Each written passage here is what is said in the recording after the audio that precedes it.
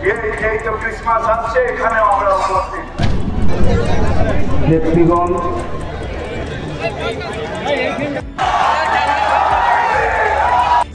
वक्फ संशोधन बिल के विरोध में फुरफुरा शरीफ के पीरजादा तहा सिद्दीकी अपनी आवाज बुलंद कर रहे हैं। रानी रासमनी रोड पर मोजदेहिया अनाथ फाउंडेशन द्वारा आयोजित इस सभा में पीरजादा तहा सिद्दीकी के साथ तृणमूल कांग्रेस के मेयर फिरहाद हकीम और तृणमूल सांसद कल्याण बंदोपाध्याय भी मौजूद रहे।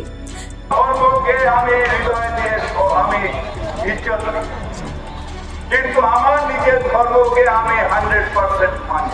নিজের কমিউনিটিকে শিক্ষিত হওয়া বলা মানে অর্থ নয় যে অন্য কমিউনিটিকে অশিক্ষিত হওয়া বলা না। সবাইকে শিক্ষিত হতে হবে, কিন্তু যারা পিছিয়ে পড়ে আছেন তাদের শিক্ষায় আলোড়ন করতে হবে এবং তাদের জাস্টিস দেওয়ার পজিশনে যেতে হবে যে তারা জাস্টিস। আজকে যারা যেসব রাজনীতির নেতারা বাংলাদেশ চেঁচাচ্ছে, বাংলাদেশ পাকিস্তান চেঁচাচ্ছে, মালিক না করেন যদি যুদ্ধ কোনো সময় লেগে যায়, ওই যারা চেঁচাচ্ছিল ওরা খাটের তলায় ঢুকে পড়বে দেখবে। আর এই আমাদের হলে যাদের বলছে না আমরা কিভাবে আমার দেশকে রক্ষা করতে হয় সে করে দেখিয়ে দেবো। মহান অবস্থায় যখন দলে দুটো করে বাচ্চা করতে হবে তখন সে কমনাল কথা বলে না। আর আমি যখন বলি পিছিয়ে পড়া মানুষ শিক্ষিত হয় তখন সেটা কমনাল ভাবে টিভি চ্যানেলগুলো সেটাকে কমনাল দেখে মানুষকে বিভ্রান্ত করে। জ্ঞানবাপী মসজিদ কখনো সফল মসজিদ একটার পর একটা নিয়ে উত্তপ্ত করা হচ্ছে। কিভাবে উত্তপ্ত করা যায়, আমাদের মাইনরিটি জাতিকে কিভাবে উত্তপ্ত করা যায়। पीरजादा तहा सिद्दीकी ने तृणमूल कांग्रेस के नेताओं के रवैये पर गंभीर टिप्पणी की। उन्होंने कहा, वक्फ बिल के विरोध में संसद में सिर्फ बयानबाजी ही नहीं बल्कि ठोस कदम उठाने की जरूरत है। साथ ही उन्होंने तृणमूल कांग्रेस के कुछ नेताओं को निशाने पर लिया। उनका आरोप है कि ये नेता दिन में तृणमूल और रात में बीजेपी के साथ हैं। पीरजादा तहा सिद्दीकी ने ये भी कहा, अगर तृणमूल के सांसद और विधायक बिल के खिलाफ सही तरीके से विरोध नहीं करते हैं तो आगामी 2026 के चुनाव में वे पार्टी को सबक सिखा सकते हैं। वहीं तृणमूल के मेयर फिरहाद हकीम ने अपने विवादित बयान पर सफाई दी। उन्होंने कहा, उनका बयान सिर्फ एक समुदाय की शिक्षा के सुधार से संबंधित था जिसे बीजेपी राजनीतिक फायदे के लिए गलत तरीके से पेश कर रही है। उन्होंने अपने बयान को लेकर किसी भी तरह की गलतफहमी के लिए खेद जताया और कहा वो अपने धर्म के प्रति पूरी तरह समर्पित हैं लेकिन सभी धर्मों का सम्मान करते हैं। फिरहाद हकीम के इस बयान पर तृणमूल पार्टी के भीतर भी चर्चा गर्म है। बता दें, कुछ समय पहले ही उनके बयान को लेकर पार्टी नेतृत्व द्वारा औपचारिक रूप से असहमति जताई गई थी और ममता बनर्जी ने भी इस पर नाराजगी जाहिर की थी। Bureau report, super news 24।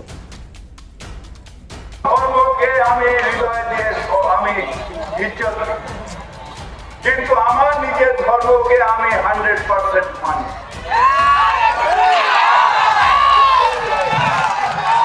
পিছিয়ে পড়া মানুষের শিক্ষার কথা, শিক্ষার অগ্রগতি বলা যদি অন্যায় হয় তাহলে নিশ্চিতভাবে আমি অন্যায় করেছি। যদি শিক্ষার অগ্রগতি, শিক্ষিত হওয়া বলা যদি অন্যায় হয় তাহলে নিশ্চিতভাবে আমি অন্যায় করেছি। নিজের কমিউনিটিকে শিক্ষিত হওয়া বলা মানে অর্থ নয় যে অন্য কমিউনিটিকে অশিক্ষিত হওয়া বলা না। সবাইকে শিক্ষিত হতে হবে, কিন্তু যারা পিছিয়ে পড়ে আছেন তাদের শিক্ষায় আলোড়ন করতে হবে এবং তাদের জাস্টিস দেওয়ার পজিশনে যেতে হবে যে তারা জাস্টিস। আমি বিশ্বাস করি যে একমাত্র আল্লাহ আছেন, আল্লাহ ছাড়া কারোর সামনে মাথা নত করা যায়।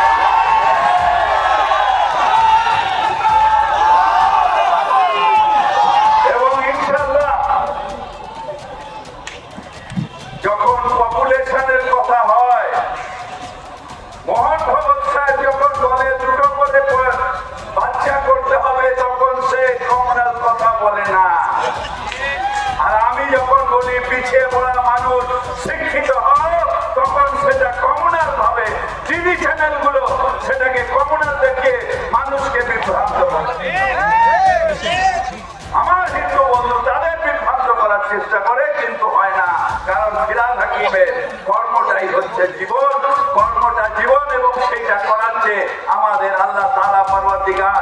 তিনি যতদিন আছেন আমার ক্ষতি আপনারা কেউ করতে পারে।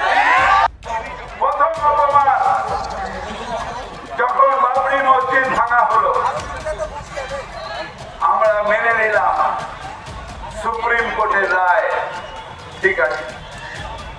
কিন্তু যখন কোন একজন জাস্টিস তিনি যখন বলেন যে মেজরিটি যেটা বলবে সেটাই আইন, কালকে সুপ্রিম কোর্ট তাকে ভর্সনা করেছে, তখন তার প্রতিবাদ হয়। যখন একটা হয়ে গেছে, ঠিক আছে, আপনি রাম মন্দির করেছেন, আমার কোনো আপত্তি নেই, কিন্তু একটার পর একটা কখনো ওই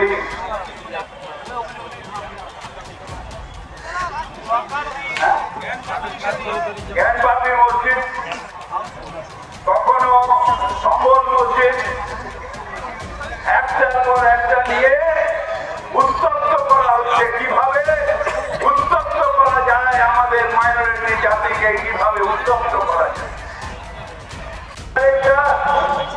যেখানে আমরা প্রত্যেকে বারবার করে গিয়ে আমার ধর্ম আমার, তোমার ধর্ম তোমার, আমার ধর্মের সাথে তোমার ধর্মের কোনো বিবাদ নেই, এইটা হচ্ছে আমাদের শিক্ষা। আর আমাদের মুখ্যমন্ত্রী মমতা বন্দ্যোপাধ্যায় বলেন ধর্ম তোমার, ধর্ম আমার, উৎসব সবার। তাই তিনি নিজে রেড রোডের নামাজে এখানে উপস্থিত থাকেন। আমরা অন্য অন্য ধর্ম অনুষ্ঠানে, এই তো ক্রিসমাস আসছে, এখানেও আমরা উপস্থিত থাকি, সেখানে কোনো আপত্তি নেই। আজকে তো মহারাজরা এখানে আছেন, কোনো আপত্তি নেই, কারণ ভারতবর্ষের এটাই ট্র্যাডিশন, ভারতবর্ষের সংস্কৃতি এটা যে আমরা সবাই মিলেমিশে, আমাদের পরিচয় হচ্ছে আমরা ভারতীয়। আচ্ছা তোয়া সাহেব, আপনি তো বললেন ববিদার পক্ষে, কিন্তু তাহলে কি তৃণমূল বুঝতে পারলো না? তৃণমূল থেকে লিখলো যে দল এই বক্তব্যের সঙ্গে নিন্দা করলো, এই ঘটনার সঙ্গে দল এই আদর্শ বিশ্বাস করে না বললো, তাহলে কি বলবো? ব্যাপারটা হচ্ছে ববি হাকিম যেদিন থেকে মেয়র হয়েছে, তো ববি হাকিম মেয়র হয়েছে, কিছু ঘরে এবং বাইরে তাদের জ্বালা ধরেছে, ঘরের লোকও আর বাইরের লোকও তাদের জ্বালা যন্ত্রণা হয়েছে যে ববি হাকিম একটা মুসলিম, সে মেয়র হয়েছে, কোনো রকমের তাকে স্টাম্প ফেস্টাম্প যদি মমতা ব্যানার্জিকে কানে পুড়ে দিয়ে কানে কোনো মানে অক্সিজেন দিয়ে সরিয়ে দেওয়া যায়, সে একটা চক্রান্ত করছে। ববি হাকিম যেটা বলেছে, 18 মিনিট বক্তব্য রেখেছে, 18 মিনিট বক্তব্য আমরা শুনেছি, যারা শোনার পরে বিন্দু মাত্র কিছু ভুল দেখলাম না। তার চেয়ে অনেক ববি হাকিম তো বলে না 2টো করে বাচ্চা পয়দা করো, 4টে করে বাচ্চা পয়দা করো, যেটা মোহন ভাগবত বলেছে। ববি হাকিম বলেছে মুসলমানদের ছেলেমেয়েরা শিক্ষিত হোক, ডাক্তার হোক, ইঞ্জিনিয়ার হোক, এটা বলা কি অপরাধ?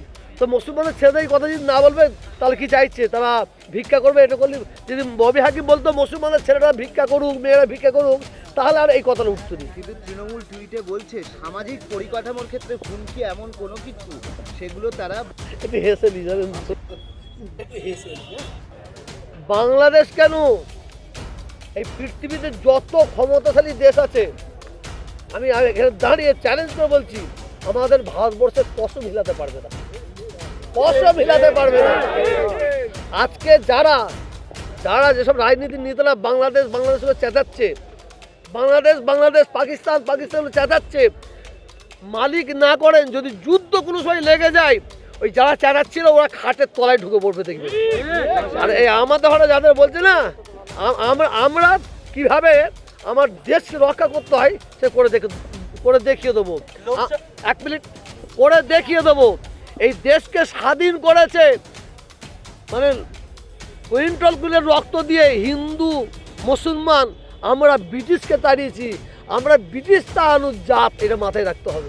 জয় বাংলার স্লোগান দিলে শুধু সংখ্যালঘুদের উপর মানে পরিবর্তন কথা বলেন না, উনি কথা বলেছেন যারা তৃণমূলের লোকেরা বলেছে। আমি চ্যালেঞ্জ দিয়ে বলছি, চ্যালেঞ্জ, তারা না ববি হাকিমের 18 মিনিটের বক্তব্য শোনে নেই। 18 মিনিটের বক্তব্য যদি শুনতে হয়, কলিকাতা একটা মহিলাটার নাম ভুলে গেলাম, এত সুন্দরভাবে উনি বুঝিয়ে বলেছেন এবং আমরা দেখেছি। আমি একবারের জায়গায় 6 বার শুনেছি। ববি হাকিম যে কথাটা বলেছে ঠিক বলেছে, এবং প্রত্যেকটা ধর্মের মানুষকে তাদের ধর্মের ছেলেদের মেয়েদের জন্য এই কথা বলা দরকার বলে মনে করি।